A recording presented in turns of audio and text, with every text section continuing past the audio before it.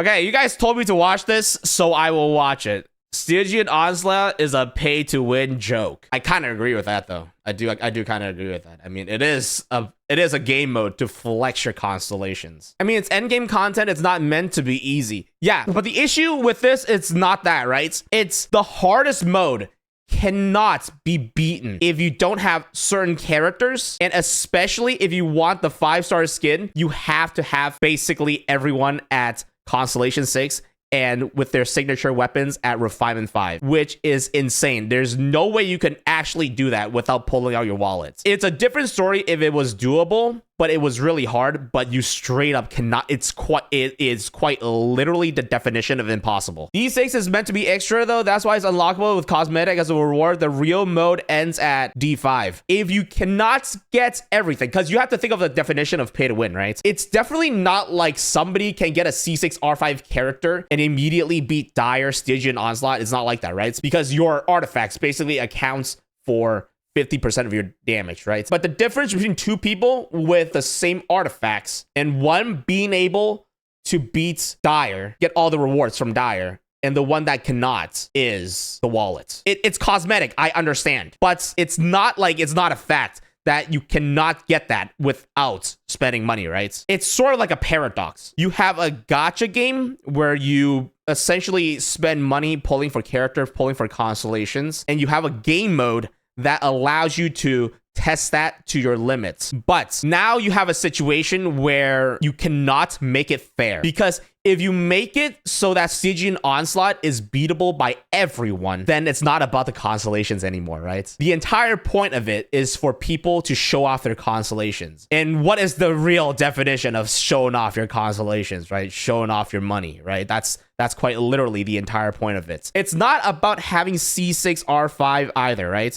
It's about having a C6 R5 of the correct character. That's why in that aspect, I think it's pay to win. Now, what are you really winning? A cosmetic reward. Regardless, you are still getting something by spending money. So that's the entire dilemma. People are asking it to be made fair, right? To be made beatable. But at the end of the day, you need to correct characters and do enough damage to beat the time limit, right? And if they remove the time limit, then it doesn't make sense, because then anybody can beat it. Then your constellations are invalid, which is like a paradox, because the entire point of this is to measure your constellations. With the current monetization model of the game, which is a gacha game, it literally cannot be designed to be fair. And the main concern that we're going to have overall across this entire thing appears to be that these bosses are literally not challengeable, or perhaps they are challengeable, but require a lot of investment, thousands of dollars to clear, if you don't have specific units. And it depends on what you mean by clear, right? Everybody has their own definition of clear. Some people clear it just for the primo gems, you know, they clear it up to fearless and stop right there. And that's basically all the meaningful, quote unquote, meaningful rewards that you're gonna get, right? Anything beyond that is cosmetic. Thousands of dollars,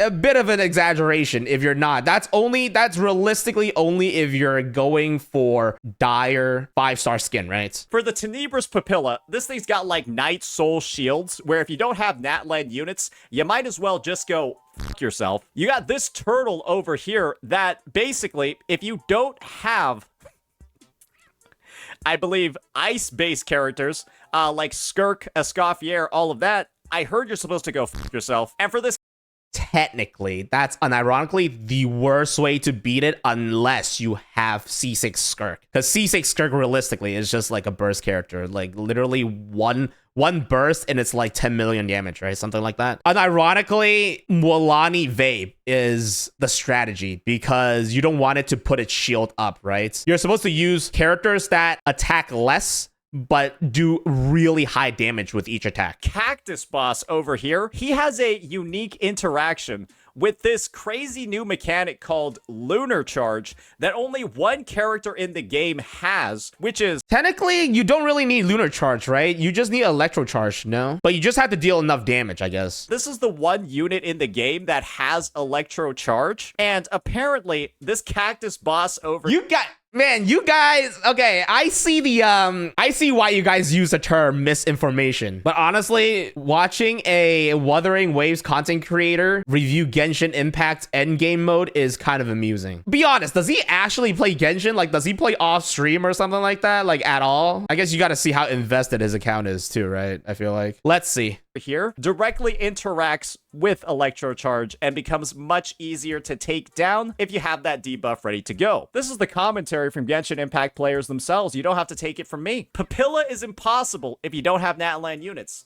I hate that you need a Nefa for that stupid cactus thing. You don't need it. You don't need it. I think you can do it with Electrocharge. I think the main thing with these people's complaint is that they don't do enough damage to be able to like even clear it, I feel like. Yes, you need like the mechanics to break the shield, but you need to do enough damage. The main focus is being able to do enough damage, right? I feel a lot of people's builds don't even do enough damage. You can see over here, it directly says Night Soul aligned damage. It's suggested, it's not required. Night Soul aligned damage, and then Lunar Charge, Electro Charge. It literally says that these are good. These are good. It's good. It's not required, right? At least the devs have told you what the prerequisites are for even challenging these stages, so that you kind of know beforehand. All right, I guess it doesn't particularly matter, right? I'm kind of fucked anyways if I don't have the right guys. And you can see, wait, how's this account though? You guys say he doesn't play Genshin Impact. And so from the past clears that I've seen, people that are actually able to clear this game mode, you can see that there's a lot of people. This is fearless. This is fearless. And the only Natlan character they have over here is Sitlali. And then the second one, I love how the second boss literally goes against what he said, which is using freeze. On the first part, though, I don't have any Natlan units on my account. I don't have a single one. So I think I'm just absolutely fucked over here. We're going to try... Wow, honestly, for a person that doesn't play much Genshin Impact, he sure has a lot of level 90 characters, by the way. If that's his account, that means he is an early player than you because of the UID. Hey, I can't accuse him. Maybe he created an account back before he became a content creator, you know? On this first side, we're going to do something like a burning... Like, we're going to do a burning...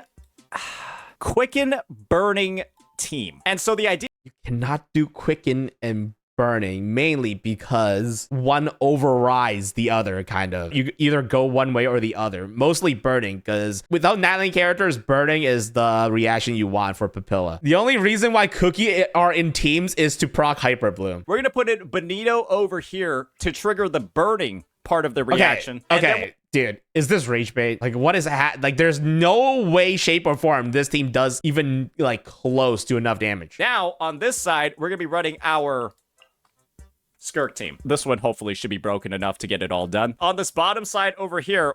Oh my god, he has, like, actually a pretty premium team on here. It's called Fear, Farina, Yilan, and Skirk. That's other than, like, basically replacing one of them with Shenhe, this is pretty much a pretty standard Skirk team. Because I don't have a Nefa, I need Electrocharge. I don't know what to fucking do. I think we'll run Kamisato, Ayato, Beidou, Fischl, Beidou, Ayato, and Zhongli. But why though? You're not supposed to do that because then your Geo kind of like overrides your reactions and it doesn't give you as much Electrocharge as you want. Let's make sure that the characters are geared. Let's go through all the different builds that we're going to have. Okay, Nahida's going to be coming in. Are you guys sure he doesn't play Genshin Impact, by the way? It's good. Kuki Shinobu's got... He doesn't even look at the crit damage, hello? He just says it's good. Kuki Shinobu's got almost 1,000 EM. She's got Zyphos' Moonlight R. R5 Zyphos. He has an R5 level 90 Zyphos. I'm just gonna believe that this is his account, okay? Benito's in here. He's got a Noblesse set, so that's good. Why doesn't he look at the weapon? You're supposed to look at the weapon. Bennett needs a high base attack weapon. And then Alhaitham's gonna be over here. Got his signature. Got Gilded Dreams. And of course, a bunch of dupes. Escoffier is going to be in here. I think she's good to go with Calamity Queller and on Golden Troop. Escoffier is going to be in here. I think she's good to go with Calamity Queller and he doesn't look at the crit damage of any of the characters. That's crazy. Let's do it, let's see the rotation. And we'll give each I mean, I don't think you could like salvage this team with any good rotations. I don't think you could like rotate like in any way, shape, or form and make this good. Looking for a fight? Okay, mostly you want to look for the out-hate them gameplay. Dude. What a drag.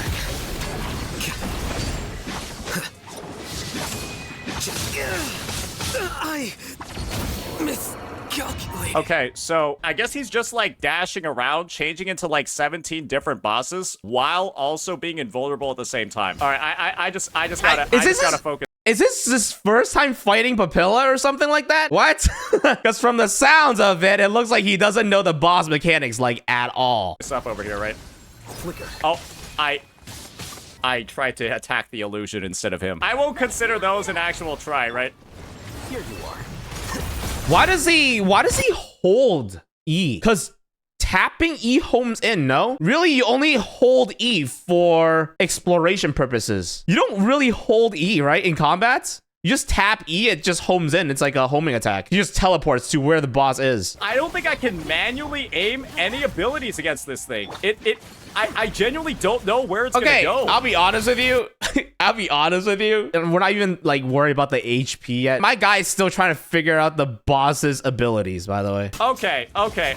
It doesn't look like the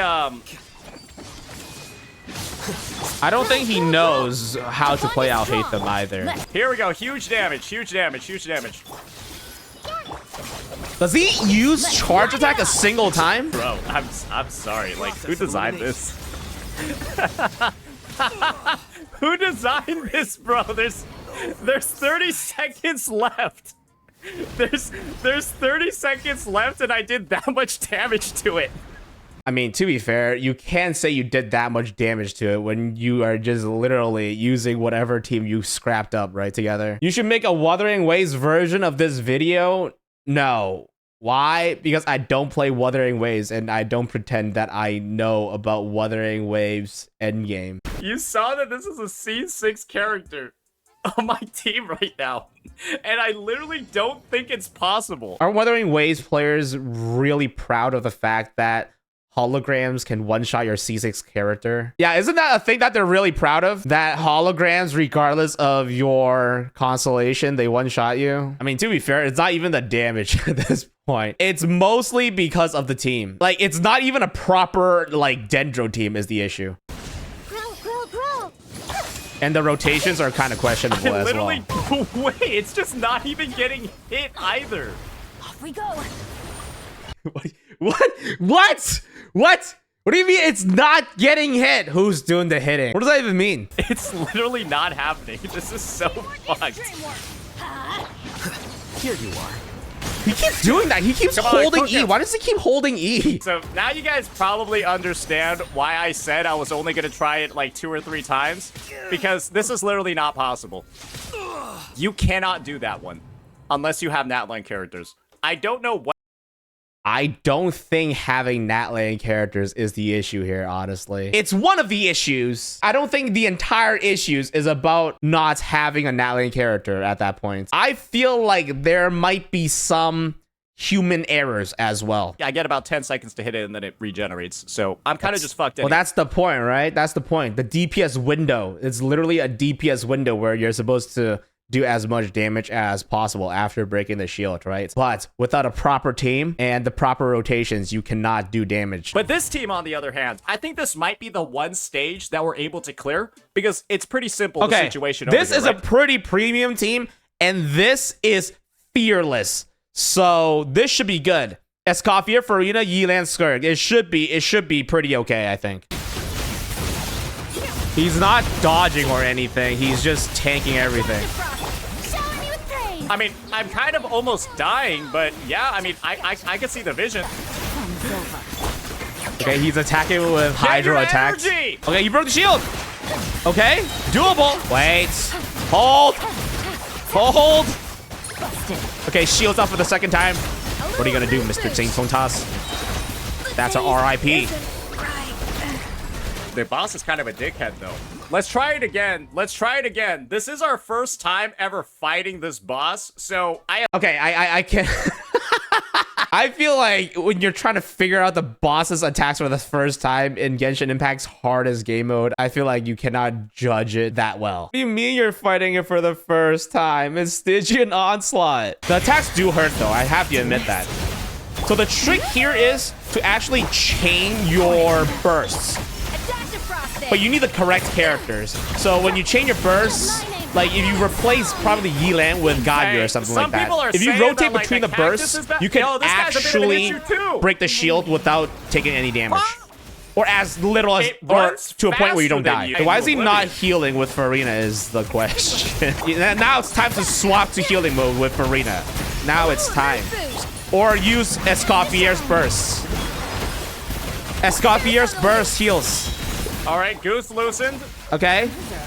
I don't know why he's bursting with Yilan. No. He's actually getting a double whammy here because Farina's E takes HP away from you. Enough to like DPS it through the windows. And he's getting damage. He's doing a lot of damage though. Hey, we might be able to if the shield comes back up, it's kind of over though. Oh my god, no way. No, it's gonna shield up. It's gonna shield up. Oh no. Gotcha. You have to break it really fast. And not do that maybe? I guess he's just trying to iframe with his burst, right? You can do it! No. Can we do it? No. Nah, now you use your rotation on the shield. A little bit off. I think we can do it if we play a little bit better. And if my Escoffier has more ER, because, yeah, she seems to be he's admitting his human errors. Wait, so am I applying elements, like, way too fast over here? The game I don't think it's just elements. I think reactions. if you use any attacks, no, maybe I haven't tested, like, physical. Maybe you can do, like, physical attacks, but... This boss is for the burst damage playstyle. Oh, okay. So I use Skirk burst mode instead. Okay, let's see how that goes. So a little bit like this. Boom. He still triggered the shield. He still triggered their shield. Okay, I don't think that's what they meant by burst playstyle. The entire purpose is you slow down your damage, but you do really big hits. Okay, this is actually doable. This is doable. As long as he doesn't die, ready for it. You're good. Given that you break the shield at a reasonable pace, that is. Bursting there is probably not the best. Yeah, this is not doable. Nah, he's not gonna have enough time. I don't think the team is the best either. That was a strict, disgusting. God, is he not gonna be any we have bosses? Another boss where we have 2 out of the 3 characters required, I guess, and we're just supposed to switch her out. I don't think I have high hopes from the last one. What other fucking cryo character is there? The last one, like fucking Rosaria, bro. Honestly, anybody like any Hydro Electro characters other than John Lee. I don't know why John Lee's in there. Yay Miko or something like that. Let's try out the Cactus boss, and this is the guy that needs Electro Charge. We've seen the builds. Maybe this one's gonna pop off. Your first time fighting the boss is in Stygian Onslaught. I don't think... Oh, he knows the right hat, I think. So it looks like this version of Stygian Onslaught has absolutely no opportunity at all for you to have any chance of clearing, unless you're going to pull some of the newest units. I went ahead and I saw my Ayato slashes do about 1/100th of it. I love how he doesn't even question that his own gameplay might be a problem, you know? He just failed it a couple of times and just said... It seems like you really do need the newest units. I'm trying to understand the logic over here. Like, what is the logic over here? Like, genuinely speaking. He did not look at the current damage of his characters. And he doesn't check the rotations, I guess. Rotations are pretty important, right? Synergy of the team. Like, I don't know why John Lee's in there. I mean, he's there for you to survive. But at the same time, you're better off putting, like, another sub DPS in or something like that, right? All right, okay. Dude, hit one of them. His attacks! Hit the tax cannon! Hit the tax cannon! It's a shitty mechanic. In vulnerable faces, I'm not even going to defend that, is such a shitty design. But at the same time, they are not even hitting the right hat. Be still. The hitbox! You're not hitting the right hat, man. The hitbox was literally... The hitbox is so small! Ayato slashes were going above it. The enemy. I feel like this is like the equivalent of Genizad's rating of the story of Wuthering Waves. 7 out of 10. Would not recommend. It's like the gameplay version of it. We have a person that is fighting for the... We have a person that is fighting these bosses for the first time in the hardest game mode Genshin Impact has to offer to really test mostly your constellations.